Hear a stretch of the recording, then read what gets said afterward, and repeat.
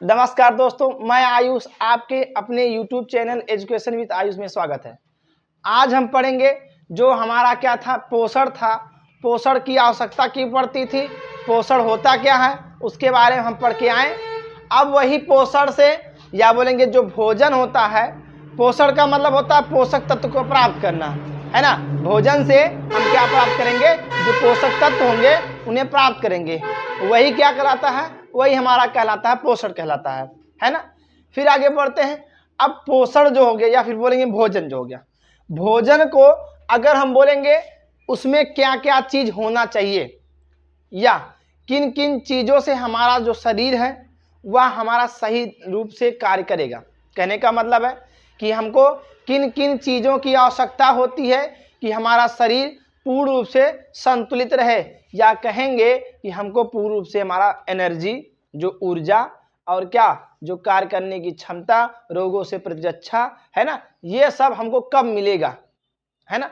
तो इनके लिए हम क्या करेंगे, जो हमारे भोजन होते हैं उन भोजनों में जो पोषक तत्व पाए जाते हैं उन पोषक तत्वों को हर जगह से, मतलब हर पदार्थों से प्राप्त कर लेंगे, है ना। वही क्या करेंगे, हमारे शरीर में जो पोषक तत्व आएंगे उनसे हम क्या करेंगे, जितने भी कार्य होते रहेंगे उनको करते चले जाएंगे।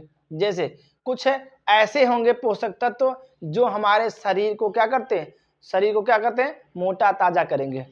कुछ क्या करेंगे, कुछ ऐसे होंगे जो हमारे दिमाग को या मानसिक रूप से हमें सही करेंगे। कुछ ऐसे होंगे जो क्या करेंगे हमारे क्या नाम होता है, एनर्जी या ऊर्जा लेवल को बढ़ाते हैं, ऊर्जा स्रोत जो ऊर्जा लेवल होता है उसको क्या करता है, बढ़ा देता है ना। तो ऐसे हमारे क्या होते हैं, कुछ पोषक तत्वों को नाम हम बताएंगे और उनके बारे में एक एक करके पढ़ा जाएगा। चलिए, तो पहले बोलेंगे जो भोजन है या पोषक तत्व है उसे कहेंगे क्या क्या। तो बोलेंगे भोजन के मुख्य घटक। भोजन के मुख्य घटक, मुख्य घटक का मतलब होता है जो भोजन है, भोजन में हमको क्या क्या चीज की या किन किन चीजों की आवश्यकता होती है, किन किन चीजों की आवश्यकता होती है। भोजन तो हम लोग सब लोग करते हैं, लेकिन हम सही रूप से या बोलेंगे पूरे जो भोजन कर रहे हैं उसमें हर एक प्रकार का जो प्रोटीन्स है, विटामिन है, वसा है, कार्बोहाइड्रेट्स है, ये सब चीज हमको प्रचुर मात्रा में मिल रहा है कि नहीं मिल रहा। तो वही क्या कहलाएगा, वही भोजन हमारे लिए क्या कहलाएगा, हमारे लिए अच्छा कहलाएगा। नहीं तो भोजन हम कई प्रकार से करते रहते हैं, है ना, लेकिन कुछ में से हमको मिलते हैं कुछ वसाएं या प्रोटीन्स जो होते हैं मिलते हैं, पोषक तत्व जो मिलते हैं, या कुछ में से क्या होते हैं, नहीं मिलते हैं। चलिए देखते हैं अब होता क्या क्या है। तो मुख्य घटक का मतलब होता है जो उनमें हमारा जो पदार्थ होगा, जो हम भोजन करेंगे उन भोजनों में क्या क्या चीज हमारे बन के आएंगे, या बोलेंगे पोषक तत्व। पोषक तत्व सबसे अच्छा शब्द बोल देंगे। पोषक तत्व का मतलब होता है उसमें जो हमारे तत्व आएंगे पोषण के लिए हमारे शरीर के, उनमें जो तत्व होंगे उन्हीं को हम बोलेंगे पोषक तत्व। चलिए पहले हम बोलेंगे जब भी हम भोजन करेंगे हमको क्या क्या चीज की जरूरत होती है। तो बोलेंगे हम जब भोजन करेंगे तब हमको हमारे कार्बोहाइड्रेट्स, वसा, प्रोटीन्स, विटामिन्स, खनिज, लवण इत्यादि जितने भी रहेंगे सब इन चीज़ों की आवश्यकता होगी। इन चीज़ों की जब आवश्यकता होगी हमें, तब हम क्या बोलेंगे, तब इन्हें अगर हमको प्राप्त करना है, एक जगह से प्राप्त करना है, तो पहले बोलेंगे हमको सब जितने भी हमारे प्रोटीन्स है, कार्बोहाइड्रेट्स है, वसाएं हैं, हमको एक पदार्थ से या एक भोजन से हमको प्राप्त नहीं हो पाएगा। 2-3 प्रकार के भोजन हम करेंगे, या बोलेंगे जिनमें सब मात्रा, या बोलेंगे जिनमें सब चीज़ ये सब उपस्थित हो जाए, मतलब कार्बोहाइड्रेट्स, विटामिन, प्रोटीन्स ये सब उपस्थित जिसमें हो, जिस भोजन में हो, वही भोजन अगर हम करेंगे तो हम बोलेंगे हमारा जो पोषक तत्व है वह पूर्ण रूप से हमको हमारे शरीर को मिल चुका है ना। चलिए देखिए अब क्या जानेंगे यही कि जो भोजन करेंगे हम भोजन किस प्रकार करेंगे। तो बोलेंगे हम भोजन को एक बोलेंगे संतुलित या बैलेंस्ड डाइट के रूप में करेंगे। कहने का मतलब है भोजन को ऐसे इस प्रकार करेंगे जिनमें हमारे वसा, प्रोटीन्स, विटामिन और कार्बोहाइड्रेट्स जो होते हैं हमको क्या होते हैं पूरे मात्रा में मिल जाए। जितना हमको एक दिन में जरूरत होती है वह हमको पूर्ण रूप से मिल जाए। तो वही क्या कहलाता है, हमारा संतुलित भोजन कहलाता है। तो पहले जानेंगे संतुलित भोजन क्या होता है, चलिए देखेंगे। तो संतुलित भोजन क्या कहलाता है, कार्बोहाइड्रेट्स, वसा, प्रोटीन्स, विटामिन्स, खनिज लवण तथा जल भोजन के मुख्य घटक हैं। ये सब क्या है, जो घटक के रूप में है वह हमारा क्या क्या है, हम बोलेंगे कार्बोहाइड्रेट्स है, प्रोटीन्स है, विटामिन्स है, वसा है, खनिज लवण है और जल है। ये हमारा किस रूप में, ये बोलेंगे हमारे किस रूप में, मुख्य घटक के रूप में है। यही सभी तत्व जो होंगे, अगर हमको क्या करेंगे, एक प्रचुर मात्रा में या पर्याप्त मात्रा में मिल जाते हैं तो उन्हें हम क्या कह देंगे, उन्हें कह देंगे संतुलित भोजन कह देंगे। संतुलित भोजन कब कहेंगे, जब बोलेंगे हमारा कार्बोहाइड्रेट्स, प्रोटीन, विटामिन, वसा, खनिज लवण, जल, ये सब अगर हमको किसी भोजन में मिल जाते हैं, वही भोजन हमारा क्या कहलाता है, संतुलित भोजन कहलाता है। अगर कोई पूछे परिभाषा तो क्या बताएंगे, बोलेंगे हमारा परिभाषा बनेगा कार्बोहाइड्रेट्स, वसा, विटामिन, प्रोटीन्स, खनिज लवण, जल, इन सबको अगर हमको किसी भोजन में क्या मिल जाता है, प्रचुर मात्रा में या पर्याप्त मात्रा में मिल जाता है, उसे हम क्या कहते हैं, बोल देंगे संतुलित भोजन हमारा है। ठीक, तो यहाँ बताया गया ये सब हमारे क्या है, पोषक भोजन के मुख्य घटक या बोलेंगे पोषक तत्व हैं। यही सभी तत्व पर्याप्त मात्रा में होते हैं। इस प्रकार के भोजन को संतुलित भोजन, बैलेंस डाइट कहते हैं। क्या कहते हैं, संतुलित भोजन कहते हैं या बैलेंस डाइट कहते हैं। कहने का मतलब जो इनमें जो हमारे तत्व हैं, ये तत्व अगर हमको क्या मिल जाते हैं, एक प्रचुर मात्रा में या पर्याप्त मात्रा में जब मिल जाते हैं तो उन्हें हम क्या कहते हैं, उन्हें हम संतुलित भोजन कह देते हैं। फिर आगे बढ़ते हैं, दूसरा पॉइंट थोड़ा पॉइंट करके पढ़ेंगे। क्या बोलेंगे, पोषक तत्वों को, अब इन्हीं पोषक तत्वों को हम क्या करेंगे, बांट दिए हैं। जो हमारे पोषक तत्व हमको प्राप्त हुए या संतुलित भोजन, हमको जो संतुलित भोजन करने के लिए जिन जिन चीजों की आवश्यकता होती है, वही जो प्राप्त हुए हैं, वही चीज क्या होंगे, वही चीज अब हम उनके कार्यों के आधार पर, किसके आधार पर, उनके काम के आधार पर उसे क्या कर दें, बांट दिया गया। हम तो बोलेंगे पोषक तत्वों को उनके कार्यों के आधार पर निम्नलिखित 3 समूहों में बांटा गया।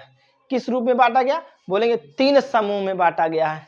किसे किसे, बोलेंगे जो पोषक तत्व हमको प्राप्त हुआ है उनके कार्यों के आधार पर इन्हें 3 भागों में बांटा गया है। पहला भाग ऊर्जा प्रदान करने वाले पोषक तत्व, दूसरा पदार्थ निर्माणकारी पोषक तत्व, तीसरा पदार्थ प्रतिरक्षा प्रदान करने वाले पोषक तत्व। अब एक एक का मतलब समझेंगे पहले। अच्छा, ऊर्जा प्रदान करने वाले पोषक तत्व बोलेंगे जिन जिन चीजों से हमको एनर्जी मिलती, ऊर्जा मिलती है, वो क्या बोलेंगे, ऊर्जा प्रदान करने वाले पोषक तत्व जिनसे हमको क्या मिलती है, जिनसे हमको एनर्जी मिलती है, ऊर्जा मिलती है, वो पोषक तत्व क्या क्या होंगे, तो बोलेंगे वसा होंगे, कार्बोहाइड्रेट्स होंगे। क्या होंगे, वसा होंगे, कार्बोहाइड्रेट्स होंगे। अब कार्बोहाइड्रेट में क्या क्या चीज होता है, मुख्य रूप से बोलेंगे हमारा मंड होता है, मंड होता है, और क्या होता है, शर्करा होता है।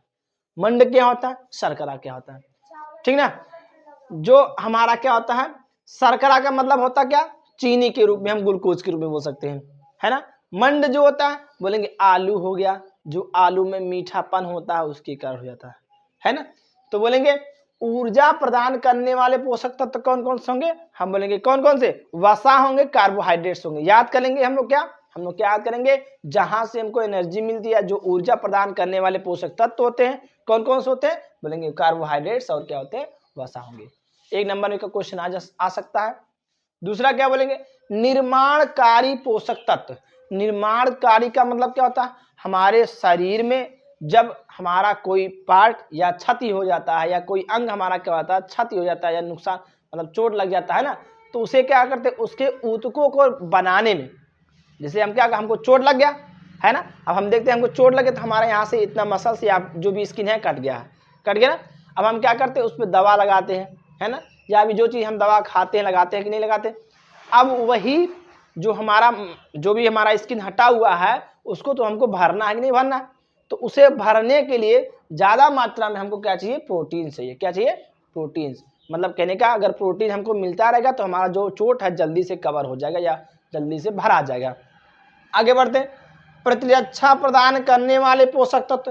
प्रतिरक्षा का मतलब बताए थे कि नहीं बताए थे? प्रतिरक्षा का मतलब होता है जो हमारे वायरस आते हैं शरीर के अंदर, उनसे लड़ने के लिए जो हमारा एनर्जी मिलता है, उन्हें क्या करते हैं, वही प्रतिरक्षा होता है। ठीक है, कौन कौन से होंगे प्रतिरक्षा प्रदान करने वाले पोषक तत्व? कौन कौन से होंगे? उनके विटामिन होंगे तथा खनिज लवण होंगे।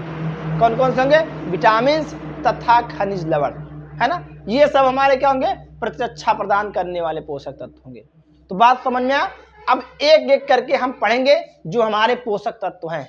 संतुलित भोजन क्या होगा? बोलेंगे कार्बोहाइड्रेट, विटामिन और क्या वसा, और क्या हो गया, जल, खनिज लवण, ये सब जिस पर्याप्त मात्रा में जिस भोजन में प्राप्त हो जाए उन्हें हम क्या कहते हैं? संतुलित भोजन कह लेते हैं। संतुलित भोजन सब वही कहते हैं, संतुलित आहार भी कहते हैं, संतुलित भोजन भी कहते हैं। आहार का मतलब ही होता है भोजन, ठीक ना। चलिए अब हम एक एक करके पढ़ेंगे जो हमारे पोषक तत्व हैं उनमें कौन कौन से चीज होते हैं। तो बताया गया कार्बोहाइड्रेट होता है। कार्बोहाइड्रेट्स कहाँ कहाँ प्राप्त होते हैं, कैसे कैसे प्राप्त हो, उनके बारे में, उनका उपयोग सब जानेंगे। चलिए देखिए कार्बोहाइड्रेट्स क्या होता है। तो बोलेंगे कार्बोहाइड्रेट्स कार्बन, हाइड्रोजन एवं ऑक्सीजन के मिलने से बनते हैं। किसके किसके? कार्बोहाइड्रेट। नाम से ही करेंगे, कार्बो मतलब कार्बन, हाइड्रेट मतलब हाइड्रोजन, और कार्बोहाइड्रेट्स हो गए ना, और उसमें बच गया हमारा ऑक्सीजन। तो कहने का मतलब कार्बोहाइड्रेट जो होता है वह कार्बन, हाइड्रोजन एवं ऑक्सीजन के मिलने से बनते हैं। फिर बोलेंगे ये दो प्रकार के होते हैं। जो कार्बोहाइड्रेट्स होते हैं ये दो प्रकार के होते हैं, एक सरल कार्बोहाइड्रेट्स, एक जटिल कार्बोहाइड्रेट्स। तो हम बोलेंगे दो प्रकार के जो कार्बोहाइड्रेट्स होते हैं उनमें कौन कौन से हमारा सरल होंगे और कौन कौन सा जटिल होंगे। तो बोलेंगे सरल कार्बोहाइड्रेट्स क्या क्या होंगे। तो बोलेंगे सरल के रूप में बोलेंगे ग्लूकोज हो जाएगा, फ्रक्टोज हो जाएगा, सुक्रोज हो जाएगा तथा लैक्टोज हो जाएगा।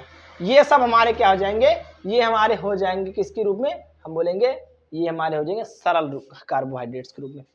जटिल कार्बोहाइड्रेट्स बोलेंगे मंड के रूप में आलू, मंड के रूप में आलू मतलब आलू में जब मंड पाया जाएगा तब। फिर आगे चावल, चावल में पाया था कि नहीं पाया था। फिर बोलेंगे अरवी, अरवी में, और बोलेंगे मक्का में, आदि में क्या पाए जाते हैं, बोलेंगे जटिल कार्बोहाइड्रेट्स पाए जाते हैं। तो नाम याद कर लेंगे। सरल कार्बोहाइड्रेट्स कौन कौन से होते हैं, बोलेंगे ग्लूकोज, फ्रक्टोज, सुक्रोज, लैक्टोज, है ना। क्या बोलेंगे ग्लूकोज, फ्रक्टोज और क्या बोलेंगे लैक्टोज, ये सब क्या हो जाएंगे हमारे सरल कार्बोहाइड्रेट्स हो जाएंगे। जटिल कार्बोहाइड्रेट्स कौन कौन से होंगे, तो बोलेंगे मंड के रूप में हो जाएंगे। मंड के रूप में कौन कौन, आलू, आलू में मंड के रूप में होता कि नहीं होता। फिर बोलेंगे चावल के रूप में भी, चावल में भी क्या होता है, मंड के रूप में होता है। फिर बोलेंगे क्या अरवी, अरवी में होता है। फिर बोलेंगे मक्का में भी होता है। सब इस किस रूप में होते हैं, बोलेंगे किस रूप में होते हैं, बोलेंगे हमारे मंड के रूप में पाए जाते हैं। और वही मंड हमारा क्या कहलाता, वही मंड हमारा कार्बोहाइड्रेट्स होता है।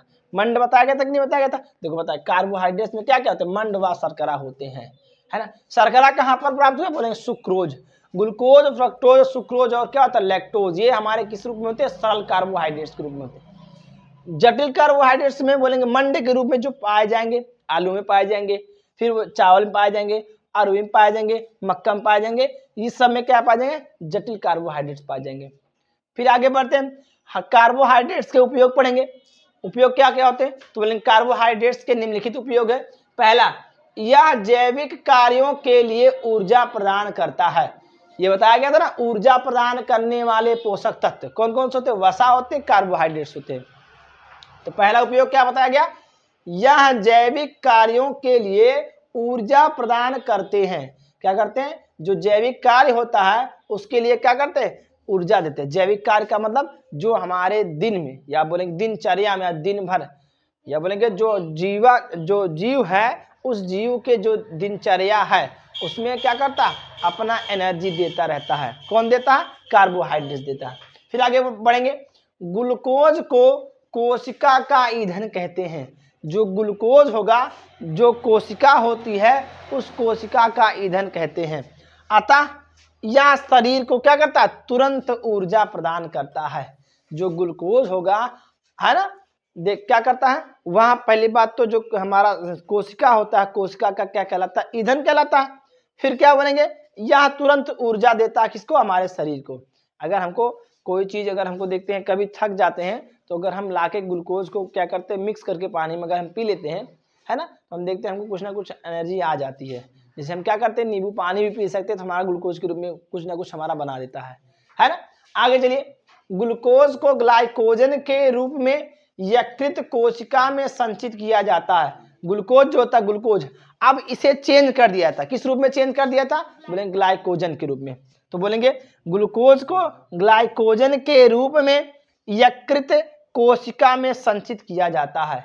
जो ग्लूकोज होता है उसे ग्लाइकोजन के रूप में जब परिवर्तित कर देगा, वह जाके कहाँ, यकृत कोशिका में संचित कर दिया जाता है ना।